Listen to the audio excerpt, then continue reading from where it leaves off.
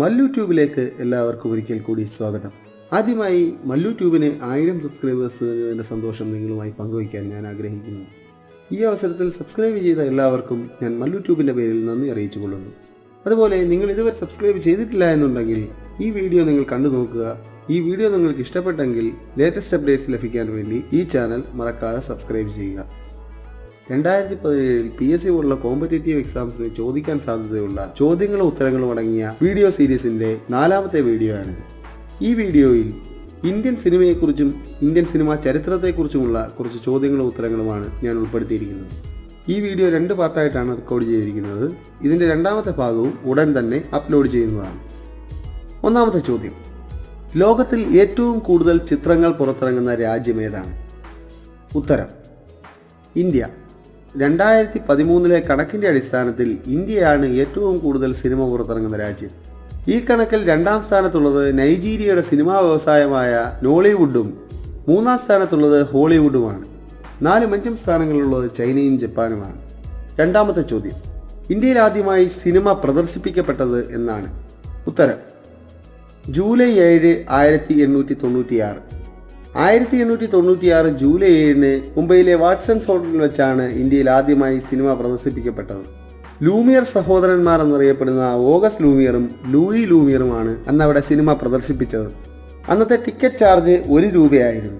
Miracle of the century അല്ലെങ്കിൽ നൂറ്റാണ്ടിൻ്റെ അത്ഭുതമെന്നാണ് times of India ഈ സംഭവത്തെ വിശേഷിപ്പിച്ചത്. Entry of cinematograph, the sea bath, arrival of a train, a demolition, lady and soldiers on wheels, leaving the factory എന്നീ 6 ചിത്രങ്ങളാണ് അന്ന് പ്രദർശിപ്പിച്ചത്.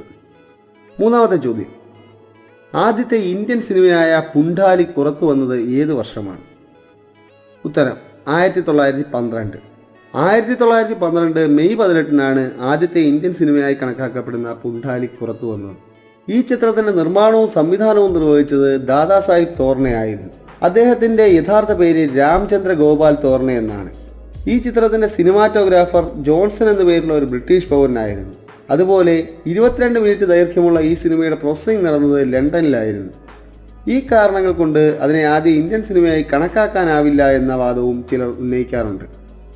4ാമത്തെ ചോദ്യം: പൂർണ്ണമായി ഇന്ത്യയിൽ നിർമ്മിച്ച ആദ്യത്തെ സിനിമ ഏതാണ്? ഉത്തരം: രാജാ ഹരിചന്ദ്ര. 1913 മെയ് 3 പുറത്തു വന്ന രാജാ ഹരിചന്ദ്ര എന്ന ചിത്രമാണ് പൂർണ്ണമായും ഇന്ത്യയിൽ നിർമ്മിച്ച ആദ്യ ചിത്രമായി കണക്കാക്കപ്പെടുന്നത്.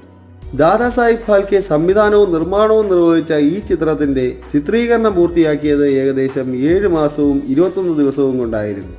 ഹരിചന്ദ്ര മഹാരാജാവിന്റെ കഥയെ ആസ്പദമാക്കിയുള്ള ഈ നിശബ്ദ ചിത്രത്തിന്റെ ദൈർഘ്യം ഏകദേശം 40 മിനിറ്റ് ആയിരുന്നു. ഈ ചിത്രത്തിൽ നായക കഥാപാത്രമായ രാജാ ഹരിചന്ദ്രനായി അഭിനയിച്ചത് ദത്താരേയ ദാമോദർ ദബ്കെയാണ്. നായിക കഥാപാത്രത്തിന്റെ പേര് താരാമതി എന്നായിരുന്നു.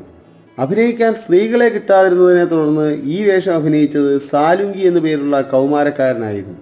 ഇദ്ദേഹം പിന്നീട് ഫാൽക്കെയുടെ തന്നെ 1917 പുറത്തിറങ്ങിയ ലങ്കാദഹൻ എന്ന ചിത്രത്തിൽ രാമനായും സീതയായും വേഷമിട്ടിട്ടുണ്ട്.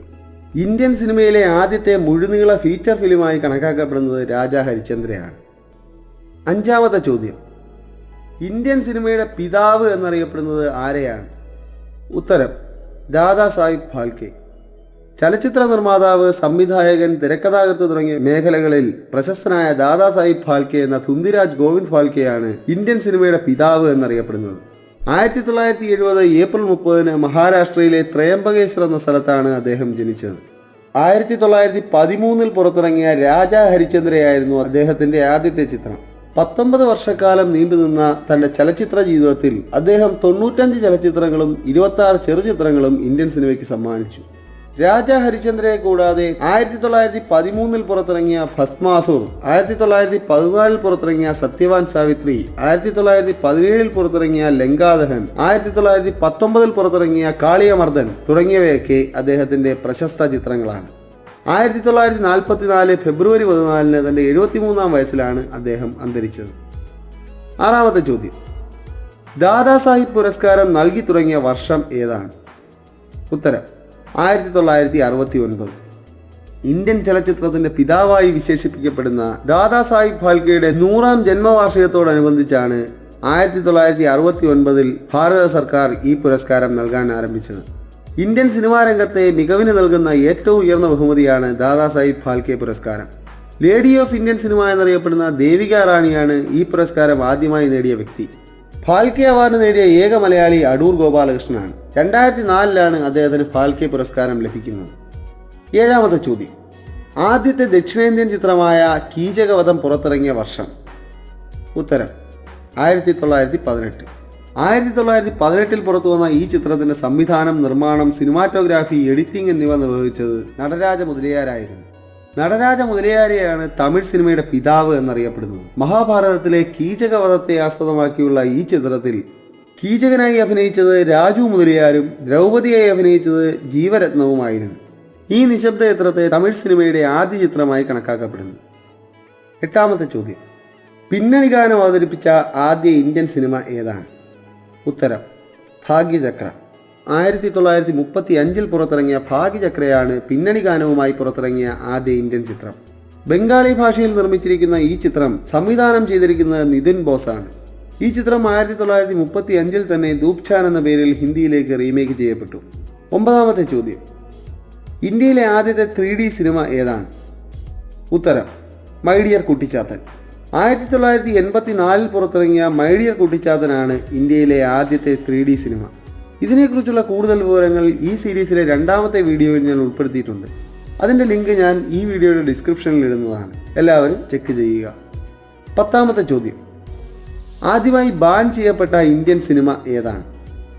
ഉത്തരം ഭക്തവിതുർ.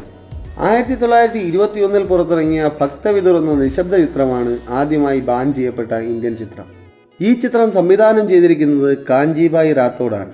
ഈ ചിത്രത്തിലെ വിതുരയുടെ കഥാപാത്രം മഹാത്മാഗാന്ധിജിയെ അനുസ്മരിപ്പിക്കുന്നു എന്ന കാരണത്തിലാണ് ബ്രിട്ടീഷ് സർക്കാർ ഈ ചിത്രം ബാൻ ചെയ്തത്. 11ാമത്തെ ചോദ്യം. ഇന്ത്യയിലെ ആദ്യത്തെ ക്രൈം ത്രില്ലർ സിനിമയായ കാലാനാഗിൻ്റെ സംവിധായകൻ ആരാണ്? ഉത്തരം കാഞ്ചിഭായ് റാത്തോഡ്. 1924 പുറത്തിറങ്ങിയ ഈ ചിത്രവും സംവിധാനം ചെയ്തിരിക്കുന്നത് കാഞ്ചിഭായ് റാത്തോഡാണ്. അക്കാലത്ത് ബോംബെയിൽ നടന്ന ഇരട്ടക്കൊലപാതകമായിരുന്നു കാലാനാഗ് എന്ന ചിത്രത്തിൻ്റെ ഇതിവൃത്തം. ഈ വീഡിയോ നിങ്ങൾക്ക് ഇഷ്ടപ്പെട്ടെങ്കിൽ ഈ വീഡിയോ ലൈക്ക് ചെയ്യുക, ഷെയർ ചെയ്യുക. പുതിയ അപ്ഡേറ്റ്സിന് വേണ്ടി മല്ലു ട്യൂബ് മറക്കാതെ സബ്സ്ക്രൈബ് ചെയ്യുക. ഈ വീഡിയോ നിങ്ങൾക്ക് ഇഷ്ടപ്പെട്ടെങ്കിൽ ഈ സീരീസിലെ മറ്റ് വീഡിയോസും ചെക്ക് ചെയ്യുക. Thank you for watching Mallu tube.